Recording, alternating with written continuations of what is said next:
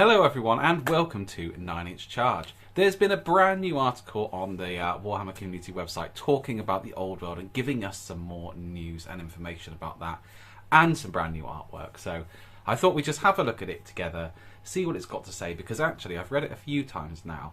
There's actually a bit more information in there than first meets the eye. So let's have a start and let's go through it together. But just before we begin, if you'd like to hear news about the old world, if you're enjoying the content on the channel, please be sure to drop this video a like. And if you'd like to see more content like this in the future, please subscribe. Okay, so let's get into the article. So it says, it's been a while since we made the first cryptic announcement of a return to the old world in 2019, and many of you have clamoured to know more. And now it's time for Rob Alderman of the Warhammer Studio to explore this gripping setting of Warhammer the Old World in more detail than ever before. And the first thing that Rob talks about is he says that the Old World team has dedicated countless hours to research and play testing, and their goal is to create a game that captures the best elements of all of the editions of Warhammer Fantasy Battles, at the same time providing new and exciting rules and fresh challenges to overcome.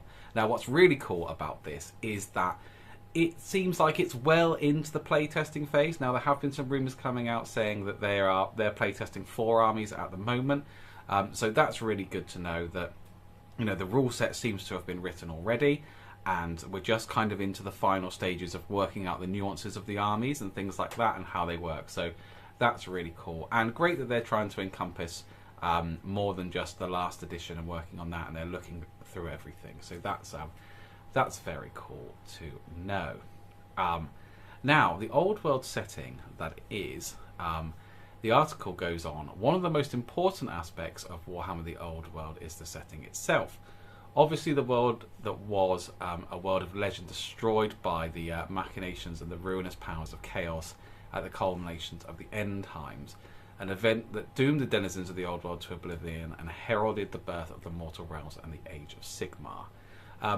I think that they're putting this in just to let people know really that it's not an alternative timeline, and it's not some sort of parallel universe. I think sometimes we talk about Blood Bowl and we say Blood Bowl exists in the Blood Bowl universe, and it just so happens there's a little pocket of Blood Bowl somewhere, you know, not in the Mortal Realms and not in Warhammer Fantasy Battles. It just exists.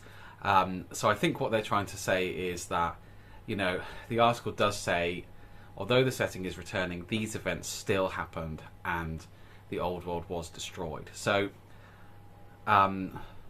there's no rewriting of the timeline. It's set very much in the Warhammer Fantasy universe. But that's fine, because to be honest with you, there is so much to explore and so much history and background, and it's so rich with so many novels and so many army books and so many editions, that there's kind of endless things to explore, whether or not the end times happened. So I think that's fine. I don't know, maybe there were some people who were saying things along the lines of, oh well, maybe it will be in a different setting, or maybe they'll rewrite the end times and we can go forward.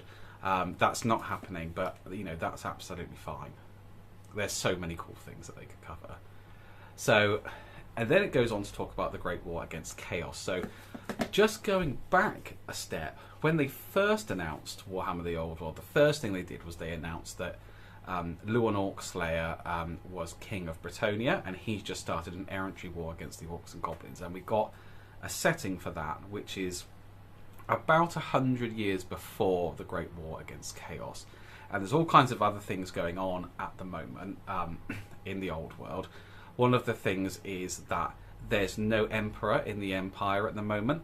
They've just finished a war against the Von Carsteins, the vampire counts, and now it's a peacetime, but it's an uneasy peacetime. So all the states are run by their own individual burgomeisters, and each one wants to claim the throne, but no one is emperor. So it's very much like Game of Thrones, really, if you think about that, where everyone's kind of fighting against each other. They're not all pulling in the same direction. They all want to be the emperor. They all want to be in charge, and that's really cool. Yeah. So I'll just read you what it says in the article. So it says, with the end of the old world well documented, the design team wanted to explore the early history of the old world in more depth, to examine moments in history of Warhammer in more detail than ever before. But which part of its long storied history would they focus on? Go too far back in time, to the War of the Beard, or the time of Sigmar, for example, and the setting would have become unfamiliar. So this led us to events known to the fans of the Old World as the Great War Against Chaos and the Siege of Prague, 2 centuries before the end times. More precisely, we decided to look into the decades prior to this legendary war-changing event, and in the years before the Chaos Lord Azrakal led his armies south against the nations of men and dwarves. The Empire of Man is not a unified nation that bravely faced the armies of Archaon that players from Warhammer Fantasy Battles will remember. Instead, it was deeply divided and ravaged by war following long centuries without the unifying presence of a single emperor. And then it goes on to talk about the different factions. So the first one that it talks about is Westerland is ruled by Elspeth Margarita VI. Westerland is a wealthy province. Its merchant lords grown fat on the trade that flows through Marienburg's vast harbours. So Marienburg is a port city. It's very much like Venice. The elves have arrived. It does trade all over the world. There'll be Tillian mercenaries and pirates and all these kinds of things. And they worship the god Manan, who's the god of the sea. They're very cool. And it would be great to see them. I think what's most interesting about them is just how wealthy they are, and I think, you know, there'll be lots of people marching into battle with little trinkets and things like that, and treasures and gold coins and things that they've managed to get through trade, but also through looting and pirates, and very cool. Westerland and especially Marienburg. The next is the Grand County of Osterland, and ruled from the great city of Middenheim by Count Sigismund Ulrich. Osterland is home to the Wolf Emperors of the North, fierce devotees of Ulrich. So the followers of Ulrich, as you may know, the most famous of them are a group of Knights Templar, and they are called the Knights of the White Wolf, and they're very cavalry based, they're very ferocious, they're formidable warriors in battle. They're just really cool. They charge into battle on the back of their horses, holding massive hammers like great weapons, and they just smash into people. It would be great to see these guys on the tabletop. So you can already see their cult, the cult of Ulrich, is quite different to the cult of Manan, and instead of favouring pirates and things like that, they favour cavalry. So it would be great to see that play out on the tabletop. Now, the next 2 factions, the first one is, well, I say factions, sub-factions, provinces, is the Principality of Reichland. So, occupying the heart of Sigmar's empire, the Reichland is ruled by the pious Prince Wilhelm I of Altdorf, a devout servant of the empire's patron deity. So, Altdorf is where Sigmar is from, so the cult of Sigmar will be really strong there. This is where Karl Franz was based in Warhammer Fantasy Battles, that we knew it. It's always kind of been the capital of the empire. So these are the poster boys. These are the guys that worship Sigmar. Lots of twin-tailed comets and things like that on their heraldry. These are the guys that you think of when you think of the empire.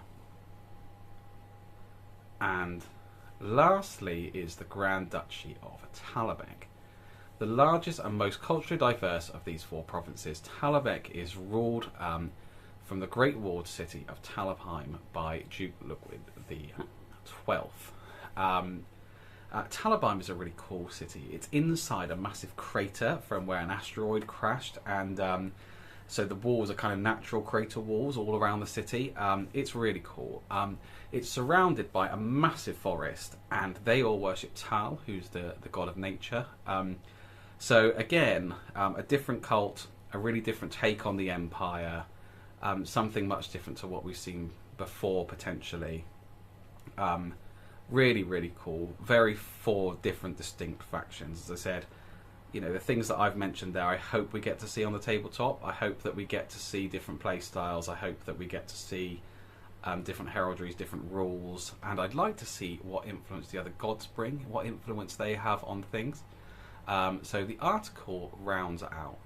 In Warhammer the Old World, we discover an empire weakened by centuries of civil war, vulnerable to the ever-present threat posed by rampaging armies of invaders, beastmen, grey herds, who surge from the deep forests, burning and defiling all that stands before them. From the moors and mountains are roving bands of orcs and goblins, looting and pillaging, while the distant and forgotten lands of ancient kings sit upon crumbling thrones, planning the conquest of lands of the living. Yet beyond these present threats looms the spectre of something greater, the armies of Azavar Kull amassing in the north. We know that while the Empire would ultimately unify under their leader, the great Magnus the Pious, and turn back the armies of chaos, at what cost will unity come? And I think that's really cool, because this isn't a time where, as it said, the Empire is at civil war, all these different factions are vying for power. We haven't explored a lot of this. The only lore for the Empire that I can really find around this time is that, which is hinted to here, they had a war against the undead. They fought against the Tomb Kings, and it was those brave knights of the White Wolf that went down to fight the Tomb Kings. And other than that, there isn't really a lot said. So it's a bit of a blank canvas, and you can write your own story, and I can see there being a really cool campaign or something like that where you can fight as different city-states. I think that would be great to see that come back, and it is a really cool blank canvas for the Empire. We've already been talking in my games group about each doing a different Empire army and then fighting out the civil war amongst ourselves in however many points that may be. Even if we only have 500 to 1,000 points, it'd be cool to play through something like that. And it's cool that it's mentioning Azavar Kull massing his armies in the north. I think that it would be really great to see him, to get a model for him, and maybe, although he's not going to invade just yet, it would be interesting to see that, because Azavar Kull is the Ever-Chosen at this time, and ultimately, I think it turns out, spoiler alert here, that Magnus the Pious is actually kind of possessed by Sigmar, and that's how he manages to turn the tide, and he manages to kill Azavar Kull. But without the intervention of a god, Azavar Kull would completely decimate the Empire. So he's very cool. So yeah, lots to see, lots more information there. So no alternate timeline, play testing well underway, looking through all the editions, and loads of flavour and interesting things going on in the Empire. So just a great article, and I think, to be honest, they haven't really shared a lot about this.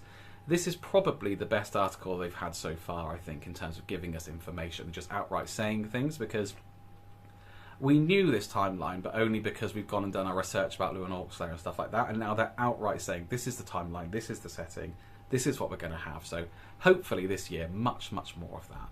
It is the 40th anniversary of Warhammer Fantasy Battles this year, so please, Games Workshop, let us know more. We're all waiting. Thank you very much for watching. Please be sure to leave a comment and let me know what you think. I do read every single comment. If you've enjoyed this video, please be sure to give it a like, and if you'd like to see more content like this in the future, please consider subscribing to the channel. Now, I'd really like to use this time to thank those of you who support us on Patreon, or those of you who are YouTube members. You guys have entered the Hall of Heroes, and you really are champions in our eyes, and we raise our glasses to you and salute you. You help make it possible for us to do what we do and invest in our equipment, help pay for the hosting of the audio of the podcast, and all kinds of other things. Now, if you would like to support the channel, the absolute best way to do this is to join the ranks of the Hall of Heroes and to sign up either by Patreon or YouTube members, and there's a link in the description below. And we also have some exclusive merchandise only available there as well. So a huge thank you to Cedar Kuru Khan. This has been 9 Inch Charge, and I will catch you next time.